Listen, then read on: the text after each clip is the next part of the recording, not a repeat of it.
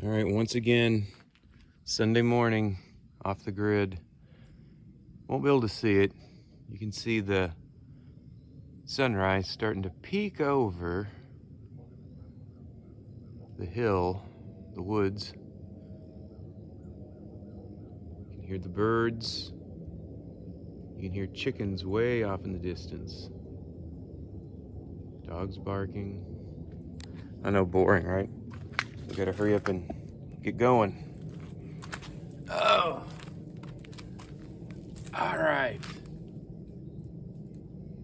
Hadn't done a video in a little while. I know everybody's probably upset,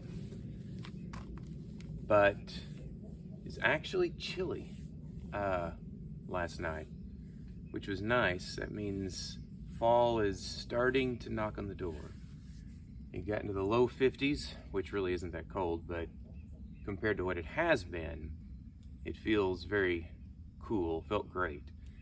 I think it's supposed to get close to 90 this week, is what it is. Like I said in the last video, the garden is complete.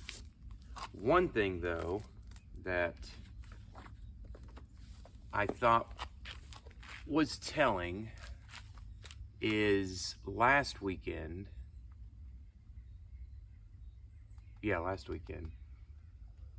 my wife and I celebrated our 17th wedding anniversary. Aww. And she got me, it's funny, I'd actually thought about this. I'd seen it, I didn't know it was this small, online. This little book, To Live Deliberately. Where I lived, what I lived for, and it's basically an abbreviated version of Walden, kind of on a modern context, by Henry David Thoreau. Why should we live with such hurry and waste of life? And then it shows a broken iPhone that I'm recording this on. And again, I think this is probably more rambling, but who cares? It's kind of like I got up this morning and I'm like, I don't really want to make a video. And I was like, no, I probably should, at least while we have time. And it is interesting. in my head, I'm like, okay, I've got to hurry up. Okay, why, James? Well, I stayed here last night, but I got to hurry back. Okay, tell me about it. Well, I'm going to go to church. Okay, well, that's fine. Then what? Well, I need to rush back home. Probably need to mow the lawn there. Crazy week at work. Bunch of stuff supposed to do today because it's due tomorrow, and then a bunch more stuff is due on one of these big P&L meetings Wednesday. And you hit this equilibrium point. Most of us don't. And I think a lot of this leaving the matrix is trying to encourage us, mostly myself, to keep going. And we hit this equilibrium where, James, they pay you really well. You're right, they do. But you know what? What? It's not enough. Well, what else is there to life? And I think that goes hand in hand with what leaving the matrix means, whatever you want to call that. And I think the little book my wife gave me, I think it's very similar to what Thoreau did, even though, the cabin is bigger than his one room. It's many of his rooms as far as his little house goes. But I do think, I think we just cut the branch off we sit on. I mean, a buddy and me who came out here and he helped me get he did help me get part of the tractor, the PTO shaft thing cut, and then get the belt back on the mower. But there's something about, if you can get enough money to pay your bills, the basic bills. I'm not talking about what him and I were talking about, people he works with that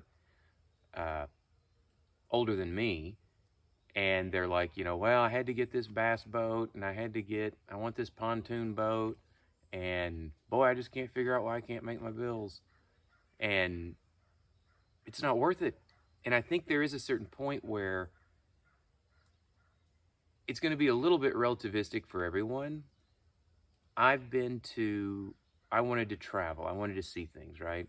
So literally, almost 30 years ago, I'm like, I have got to get out of here, the farm, whatever you want to call it. And I did. Went to the university, did all this stuff, blah, blah, blah.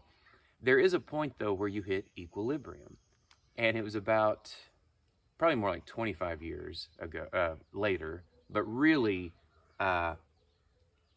next year will be 30, so call it 30, that you're like, you know what? I want to get back on the farm. You went full circle. And I think that's a good thing. I don't think I would understand that had I not lived in New York City for a couple of years. Great experience. I still like, last year we went back to New York City and I'm like, dude, I love it, but I wouldn't want to live there. It's just not for the middle-aged or older, in my opinion. And if you stay there too long, I don't know, it starts having a weird effect on you. Same thing if you stay at a job too long, I think it starts having a weird effect on you. But point being, whatever that list is, well, I want to travel to Europe. Okay, fine. Put that on your list. How many times? We've been to, like I said that before, 15 countries. My wife's been to 15. The only difference is I've actually never been to Mexico and I've not been to China. She's did go to China and she has been to Mexico, but I've been to Honduras and Japan, and she's not been to those. And we've both been to Italy twice. Anyway, long story short, who cares? My point being here is we've been to 15 countries. Okay. I've kind of hit a little equilibrium. I think that's enough. Well, James, don't you want to go? Didn't you say you wanted to go to India? Or didn't you say once you wanted to go to Eastern Europe? Yeah, I did. I think I'm good now because, as Thoreau says, how much of my life is that going to cost? Well, you'll need to work another year or two at the corporate and then that'll pay for all of it. No, it's not worth that. It kind of goes like the last video I did with Chris Campbell. Crazy. It still blows my mind that he was at the coffee shop talking about, like, hey, I see you're doing this off the grid stuff, man, because he does a similar job to mine in corporate, but he's on the supplier side. And for him to say, hey, I got my last kid in college, I just got to do a little bit more and then I'm out of here, man. Well, little did I know, it was like it would have probably been 2 months after that he died. Because, I didn't even realize he died, and it just said unexpected heart attack, and like a week from now, last year, I guess he died, 57. So, not a kid, but that's not old. And, when the system's telling you, 58's too young, 62's too young, you need to work more for 67 to 70. Okay. No, the whole thing's BS, and I think that goes back to the Thoreau thing. So, just a couple of these things. Simplicity, simplicity, simplicity. I say let your fares be as 2 or 3 and not 100 or 1,000. Instead of 1,000,000, count half a dozen, and keep your accounts on your thumbnail. In the midst of this chopping sea of civilized life, such are the clouds and storms and quicksands, and 1,001 items to be allowed for, that a man has to live if he would not founder to go to the bottom and not make his port at all, by dead reckoning, and he must be a great calculator indeed who succeeds. Simplify, simplify, simplify. The nation itself, with all its so-called internal improvements, which, by the way, are all external and superficial, is just as unwieldy an overgrown establishment cluttered with furniture and tripped up by its own traps, ruined by luxury and needless expense, by want of calculation and a worthy aim, as the 1,000,000 households in the land, and the only cure for it, as for them, is in a rigid economy, a stern and more Spartan simplicity of life and elevation of purpose. It lives too fast. And anyway, you get the point. I think that the part he kind of hits on here too is just the fact that it's crazy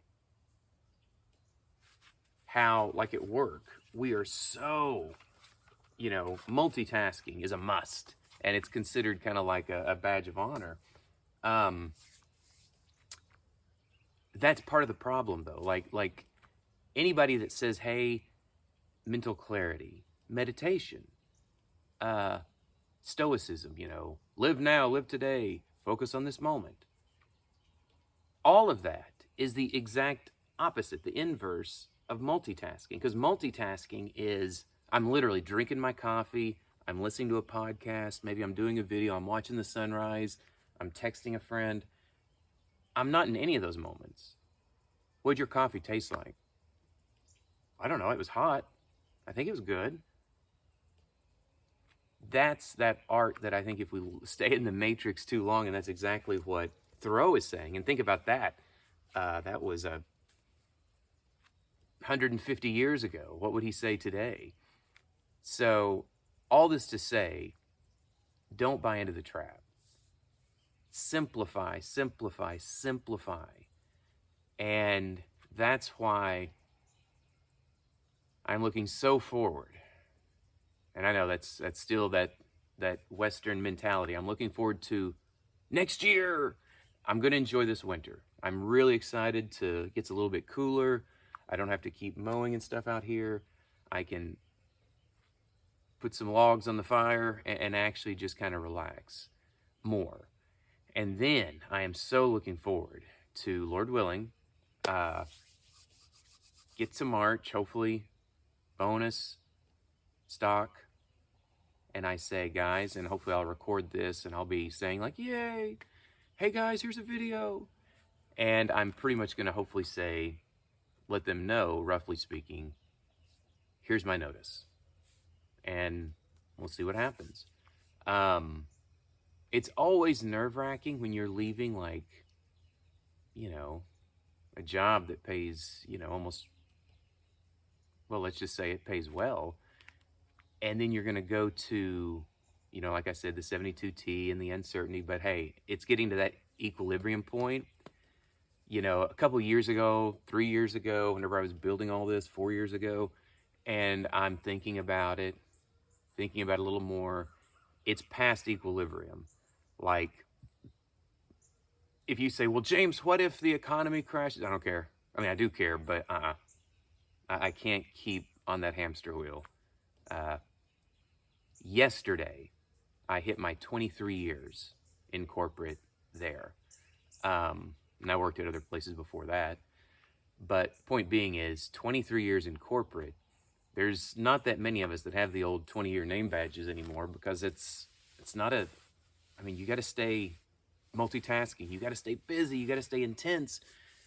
And I think too many people do the opposite. They should have written like the opposite of Walden, like anti-Walden, because everybody is so focused on, look, I know you could simplify your life and you'd have so much time, but hey, you'll be bored. Let's go buy a bass boat. Well, I'll need to work more. You just keep working. That'll be good for you. Okay. And your kids, you don't want them to have to work, so you better just keep working, pay them, and that'll really help them out, because when you finally pass, they won't even know how to live in this world. You get the point. So with that, I'm going to go simplify a little bit. Congratulations. I've now been in corporate, my current corporate gig for 23 years and 1 day. Have a good day. Sun is now about to pop out, and I am going to drink coffee and hopefully take a little time to enjoy that. And go read Walden.